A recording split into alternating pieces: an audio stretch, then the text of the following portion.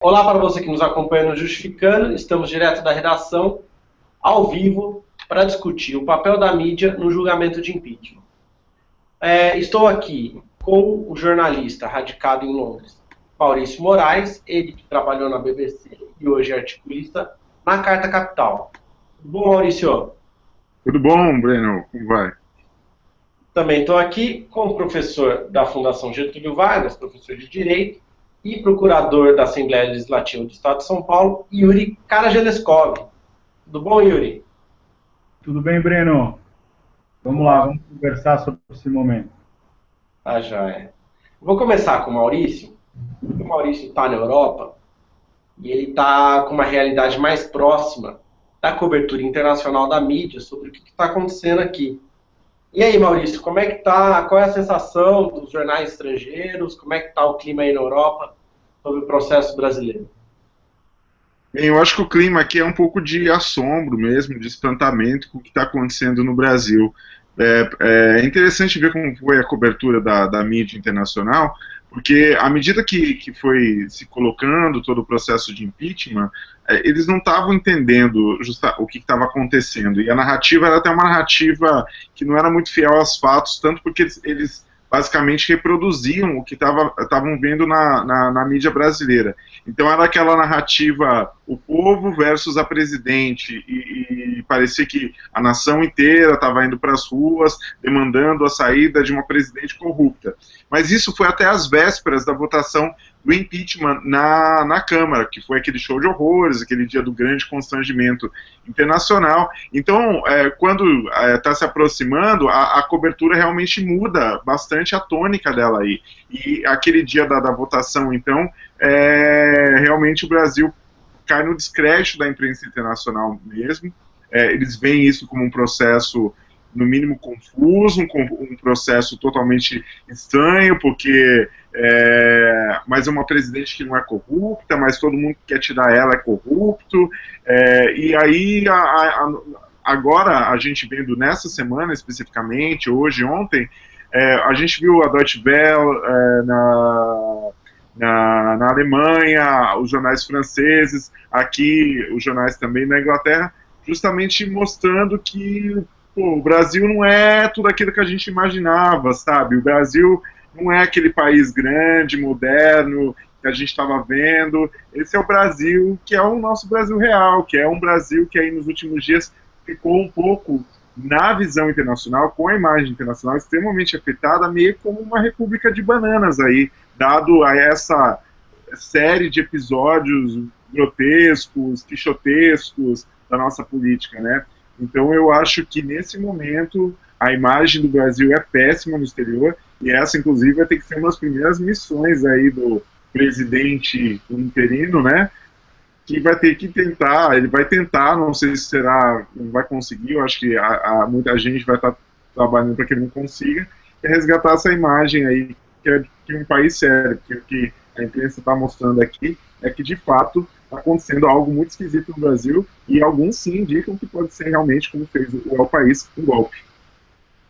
Falando sobre golpe, muita gente fala que não é uma linguagem jurídica chamar de golpe, que seria uma linguagem política, estritamente política, nada a ver com jurídico. Você concorda com isso, Yuri? Você acha que foi um golpe? Qual foi sua análise jurídica aí do julgamento de impeachment? Não, eu penso que foi um golpe, mas um golpe mais cínico, se você preferir, um golpe mais sofisticado. Não é? Falando da imprensa internacional, não é? A Der Spiegel alemã disse que nós estávamos num processo de golpe frio. Não é? É um típico golpe parlamentar. O golpe pode ser dado de diversas formas. Eu diria que é um golpe jurídico parlamentar. Né? Ou, se você preferir, de uma reunião entre membros do próprio Poder Judiciário com o poder legislativo. Né? Eu não tenho nenhuma dúvida de que esse é um processo que, do ponto de vista jurídico, é um processo muito frágil. Né? Do ponto de vista jurídico, ele é extremamente frágil. É o famoso processo de trás para frente. Né? Então, você resolve, você diz o que é que você quer, não é? Você diz quem ganha, e depois você vai arrumar a fundamentação, né? De como é que você vai fazer para quem ganha, quem você quer que ganhe efetivamente e tenha os seus fundamentos, né? Do ponto de vista jurídico. Eu entendo que essa, na verdade, é uma virada de mesa, né? Da plutocracia brasileira, né?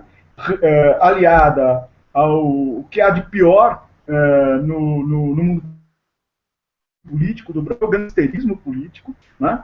E também dos meios de comunicação. Quando a gente for contar essa história, né, quando as pessoas forem contar essa história, elas provavelmente vão olhar para os meios de comunicação como um elemento, assim, não neutro, um elemento muito ativo nesse processo. Então a gente vê lá, hoje você vê lá os editoriais, né, que a grande imprensa fez em 64, né, brindando o golpe, dizendo que o golpe de 64 era a volta da democracia, a volta da ordem, etc. E a gente olha para lá para trás e vê que aquilo era absolutamente despropositado, né? Não captava o que acontecia naquele momento. Então, eu acho que quem for pesquisar a imprensa no futuro vai olhar para esses jornais, para essas revistas, para toda a mídia, e vai olhar e vai dizer, olha, eles ou não captaram, ou não puderam, ou não quiseram captar o que estava acontecendo no Brasil naquele momento. E a imprensa internacional captou, como disse o nosso colega, captou muito bem, né? Muito melhor do que a nossa, né? Porque a imprensa, na verdade, é extremamente, aí a gente pode discutir aí ao longo do nosso debate aqui, a imprensa brasileira tem peculiaridades, assim, que a distingue da imprensa dos países democráticos do mundo. Por que você acha, Maurício, que a imprensa brasileira captou diferente da imprensa estrangeira? Eu acho que a imprensa brasileira, ela captou, não porque ela não tem o poder de captar e conseguir enxergar o que está acontecendo. Primeiro que a imprensa tem sido parte do processo que está acontecendo, né? Quando o colega fala de um golpe jurídico parlamentar, eu acho que também tem um outro aspecto, talvez a gente pudesse agregar aí, que é um golpe midiático também. Então ela está, na verdade, fazendo o jogo dela, o que não existe grande novidade. Até é interessante quando o Yuri fala que olhar para trás e ver como que a imprensa se comportou em 64. Quando a gente fala, por exemplo, de uma imprensa golpista, principalmente para a gente até que é jornalista, é um pouco que soa uma coisa, parece que você não é um grande defensor das liberdades de expressão, de chamar os jornais de golpista, porque os jornais em si, a mídia em si, ela tenta a todo modo vestir essa roupa de imparcialidade, mas não é verdade, é golpista. Você pegar, por exemplo, a Globo em 1930, quando o Washington Luiz é deposto por Getúlio Vargas, o Roberto Marinho está lá dentro do Palácio do Catete. Ele está lá, naquele momento, com as forças, enfim, que estavam derrubando um presidente, que depois tem toda uma leitura diferente sobre o que de fato representou. Mas ele estava lá. Em 45, quando Getúlio é derrubado, também, a Globo também estava lá. Em 54, quando tenta-se um golpe contra o Getúlio, e o Getúlio dá algum contragolpe em todo mundo dando um tiro no peito, a Globo também estava lá. Inclusive, os carros da Globo, naquele momento, foram incendiados, né, como aconteceu depois, aconteceu até ontem, o carro da Globo que também foi incendiado. E foi assim depois com o Juscelino Kubitschek, quando tentaram dar um golpe nele. E, por fim, a Globo conseguiu estar do lado dos golpistas que levaram, que foi em 64, ela tanto que deu apoio ao golpe, e ganhou uma televisão, um processo que, inclusive, foi legal na época, que recebeu financiamento estrangeiro do grupo Warner, que era proibido, então, pela legislação. Até hoje é proibido. E assim a Globo se fez, assim a Globo montou sua hegemonia, e não foi só a Globo é apenas a joia da coroa nesse processo todo aí, né? Mas a gente vai ver a mídia brasileira, ela é extremamente concentrada, nós temos 5 famílias que detêm 70% da grande imprensa brasileira. Então, isso é no mínimo não imoral, é cheio de suspeita, pode ter muito grande suspeição. Como é que que essa imprensa que foi toda estruturada num regime de exceção, que sempre serviu a esse regime, sempre serviu a esses interesses, agora, mais uma vez, está apenas reproduzindo o que a gente fez, por meio de um outro tipo de golpe, que não é mais o golpe dos generais, não é um golpe típico, mas é um golpe aí institucional, enfim, com os adjetivos que a gente quiser colocar, mas ela está sendo parte desse processo, e eu não esperava, de fato, que tivesse um comportamento diferente, e está mostrando que ela representa mesmo, que tem esse comportamento que chega a ser, em alguns momentos, até nojento, então é realmente parcial. Trazendo para o campo prático, assim, falar da imprensa golpista em abstrato, talvez traz, no imaginário das pessoas, uma dificuldade em você entender como ela participa do golpe. Como que ela desenvolve a narrativa, por que meios ela desenvolve a narrativa. Por exemplo, eu acabo percebendo na linguagem que o Temer ele tem sido chamado de presidente Temer. Presidente Temer.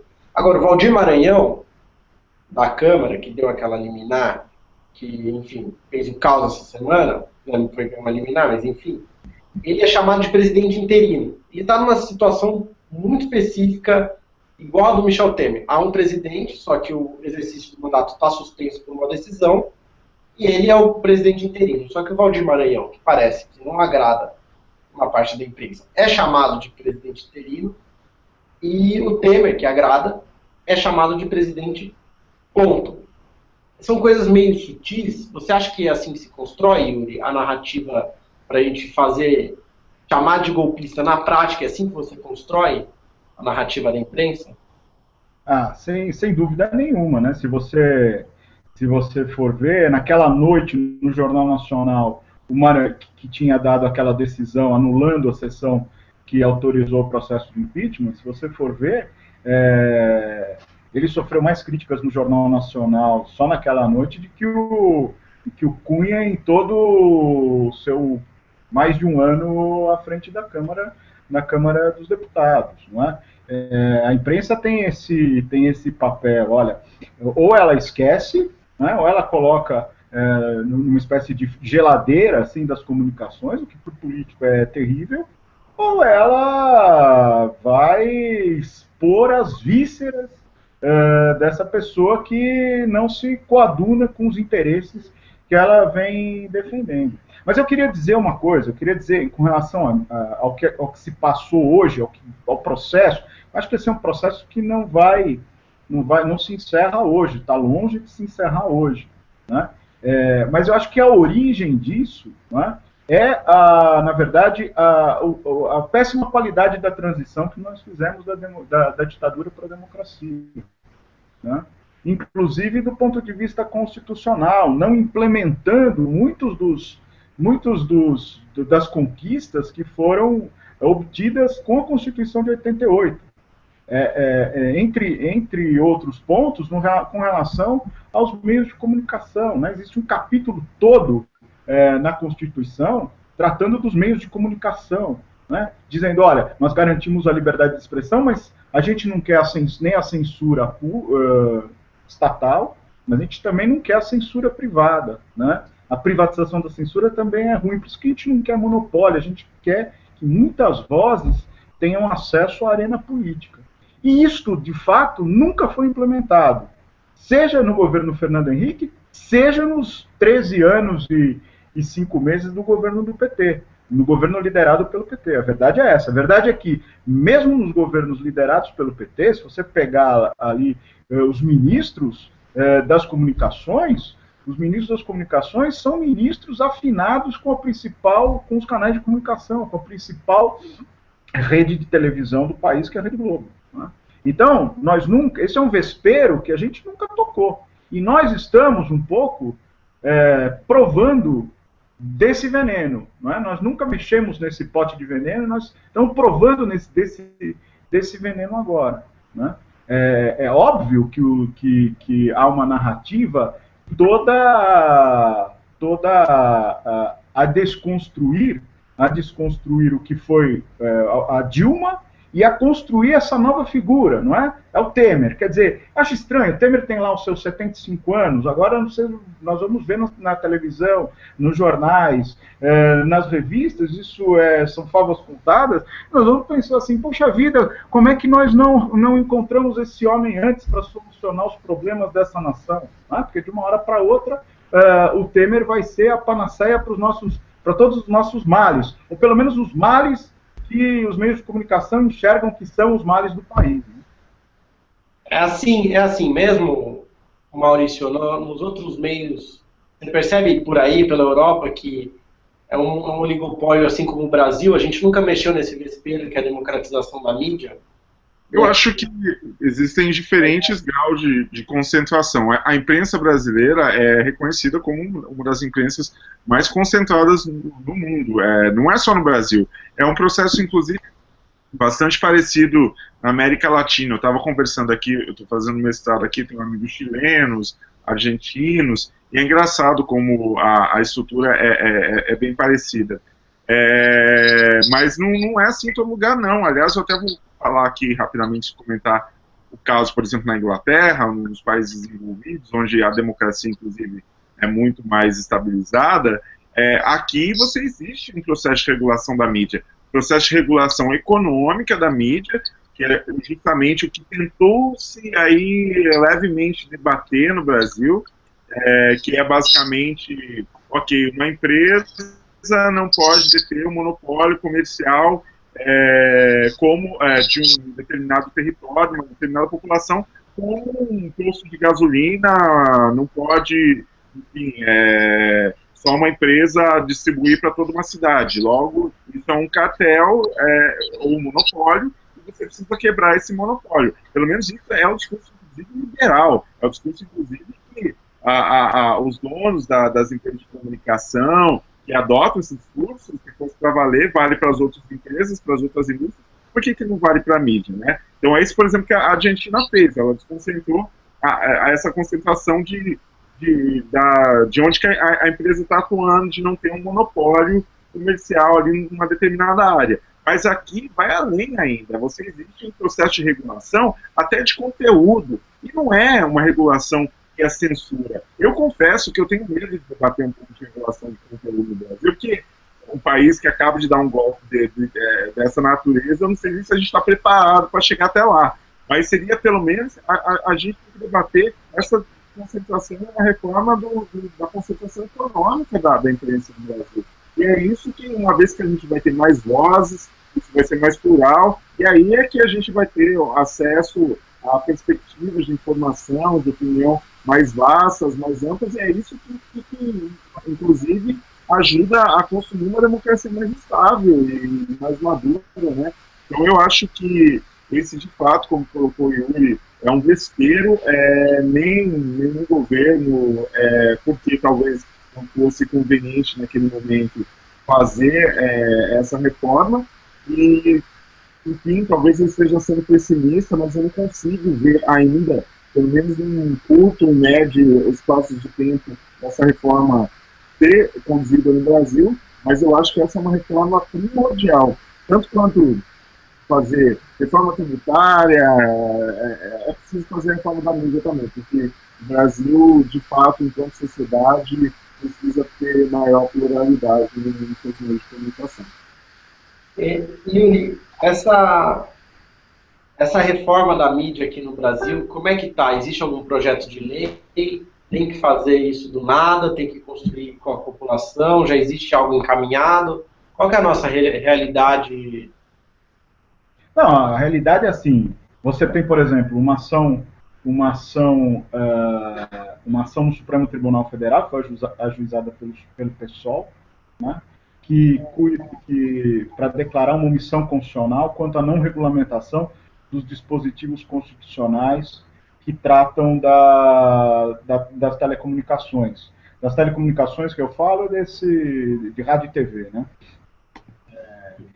Existe assim, um acúmulo muito grande de muita gente que discute isso, né? Então você teve no final do governo Lula, você teve a primeira Confecom, quer dizer, a Conferência Nacional de Comunicações, que, aliás, foi boicotada pelos principais, pela Rede Globo, pela Record, pelo SBT, pelas principais redes do país. Mas você tem ali um acúmulo muito grande do que precisa ser feito no setor.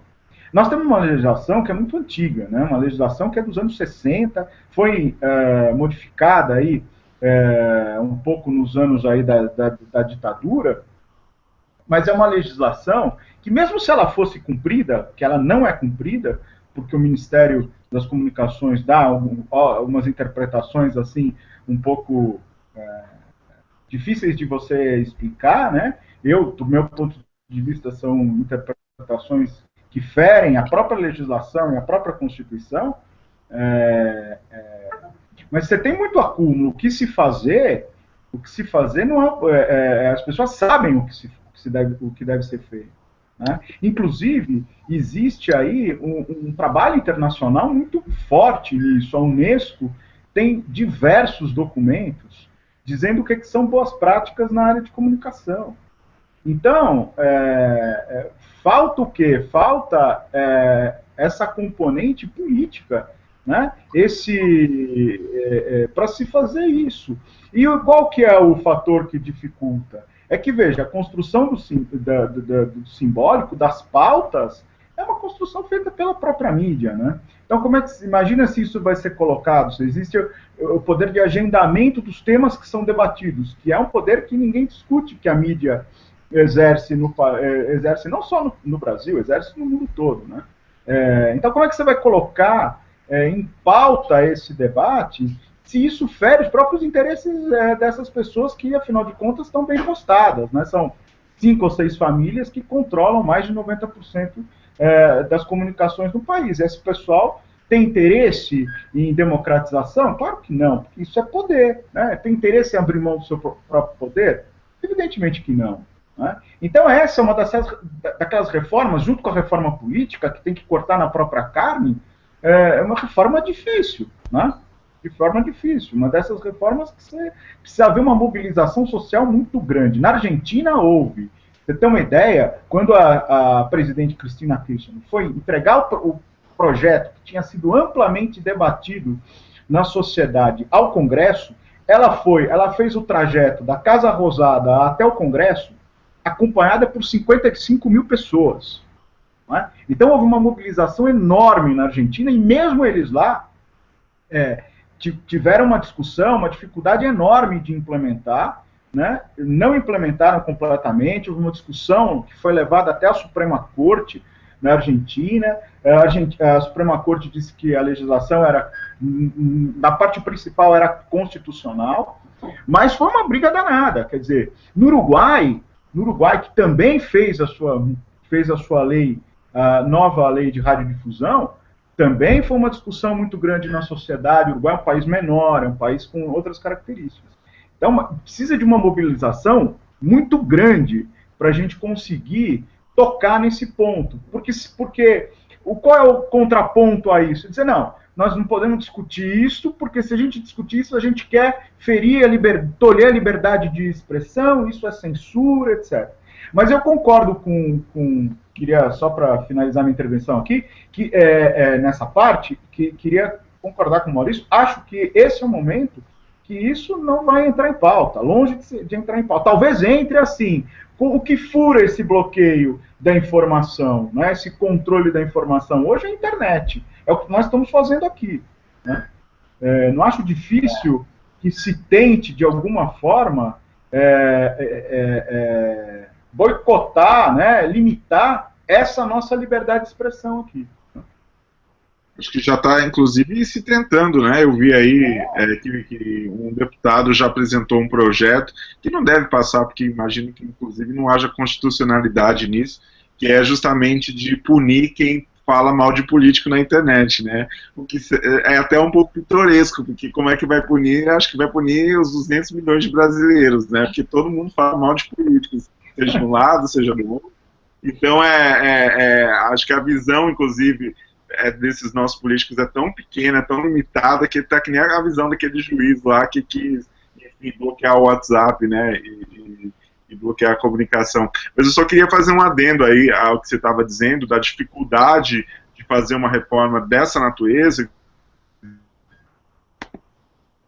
de mexer nesse tanto de tantos poderes, de tantos interesses. Lá na Argentina, uma das primeiras medidas do Macri, por exemplo, foi a revogação de parte dessa legislação. Eu não tenho os detalhes e tal, talvez o professor tenha aí, mas ele já modificou a lei de Mesmo. Inclusive, ela tinha 2 agências reguladoras, ele queria a demissão do Sabatella, que era o titular de uma dessas agências reguladoras aí, né, da aplicação da legislação. Ele tinha um mandato, uma agência reguladora, enfim, a pessoa recebe um mandato, né, na agência reguladora. Então, por isso que ela tem que ser independente de cada governo. O Macri já foi para cima, queria, e como ele não se predispôs a renunciar, o chefe dessa agência, basicamente ele extinguiu a agência, fundiu a agência em 2, enfim, e meio que voltou, não sei se completamente, mas parcialmente, pelo menos, ao antigo regime aí, né?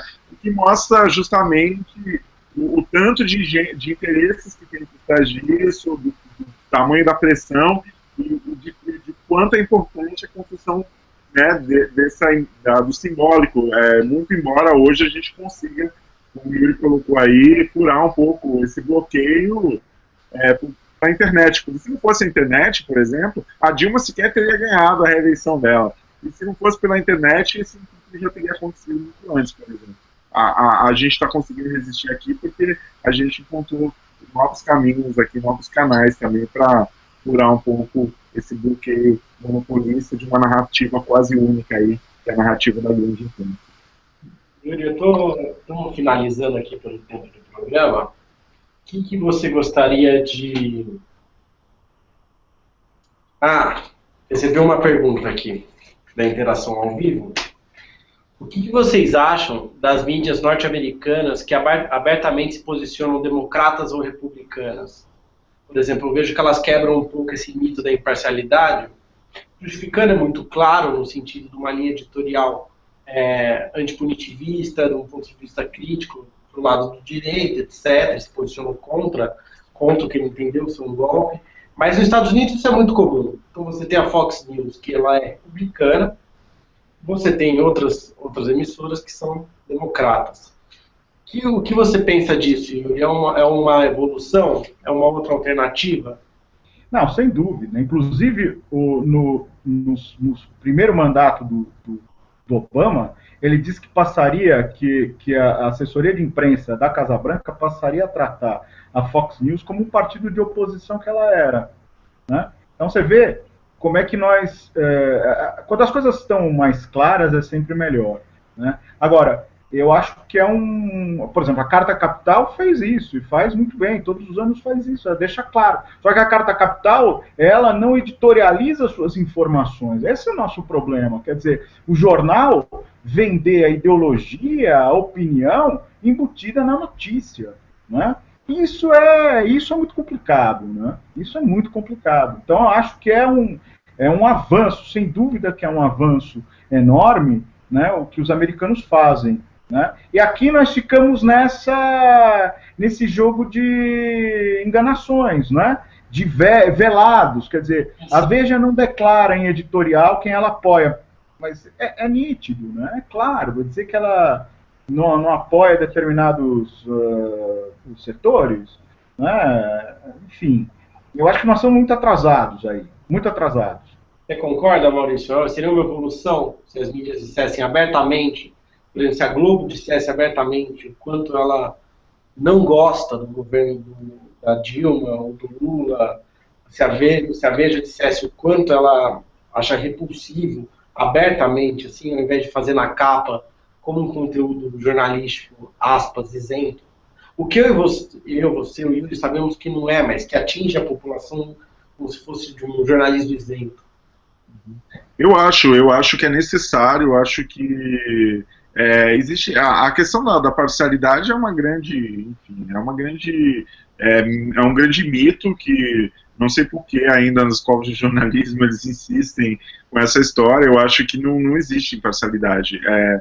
a história, a notícia, ela sempre tem uma mediação do jornalista que está lá, do veículo que está lá, de ver o fato acontecendo, e ele vai codificar aquilo, decodificar aquilo, codificar numa linguagem e vai passar para frente. Então ela vai passar por um filtro. Então é impossível você ter essa imparcialidade. Mas eu acho que você pode tratar a informação, enfim, de modo mais ou menos parcial, e tem que ser o menos parcial possível. Então, é isso que os jornais têm que vender enquanto notícia, e eu acho que é muito justo, é muito honesto da parte deles, que eles coloquem a notícia da forma como ela é, o que ela de fato está representando, e deem a sua informação, seja ela de direita, seja ela de esquerda, mas de forma clara, porque eu acho que talvez essa dificuldade da imprensa brasileira também de não se posicionar, como se posiciona a imprensa norte-americana, como se posiciona a imprensa aqui da Europa também. Na França é assim, aqui no Reino Unido é do mesmo jeito. A gente sabe qual jornal que é de esquerda, qual que é mais de direita. Então isso também é um pouco parte da nossa cultura de um pouco de hipocrisia política que a gente tem no Brasil, né? Então o Brasil é o país, por exemplo, onde todo mundo fica pelado no carnaval, na televisão, mas se a pessoa for lá fazer topless, é preso na praia. É o país onde as pessoas têm medo de dizer aos políticos que são de direita, mas a gente sabe que são conservadores, então toda essa agenda. Então, com a mídia é mais ou menos por aí. A imprensa tem um pouco de vergonha aí de dizer, de se posicionar, se colocar como direita, como esquerda, ou enfim, o posicionamento que tem. E eu acho que isso mostra um pouco o que nós somos enquanto sociedade e mostra, inclusive, o quão nós estamos atrasados aí em uma série de questões, seja na questão da mídia, seja na construção de uma sociedade mais democrática. Eu acho que o que está acontecendo hoje é a nova cabal de tudo isso. Maurício, nos anos 70, o Roberto Marinho dizia que mais importante do que o que aparecia no Jornal Nacional era o que ele ocultava no Jornal Nacional. Não é? Então, a imprensa tem esse poder, os meios de comunicação têm esse poder de recortar, não é, a realidade. Né?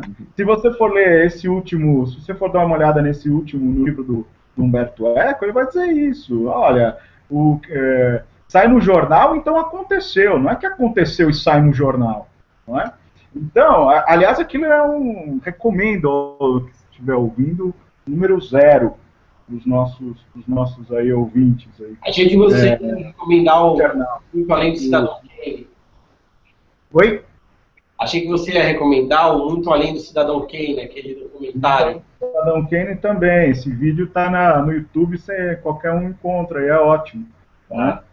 Agora, então é isso, quer dizer, o problema em si não é nem a opinião, o problema em si é quando você tenta moldar o mundo a partir dessa opinião. Não é?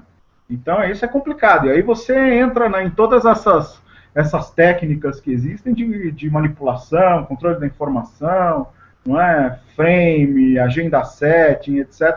Tem toda uma teoria a respeito disso, né? Bom, pessoal, pelo tempo do programa, eu vou encerrando aqui, mas antes eu vou passar a palavra para que vocês, enfim, resumam aí as impressões que vocês tiveram da mídia, do processo de impeachment, para onde a gente vai nesse momento. Eu vou passar então para você aí, Maurício, você finalizar, e já agradeço aqui a sua presença conosco.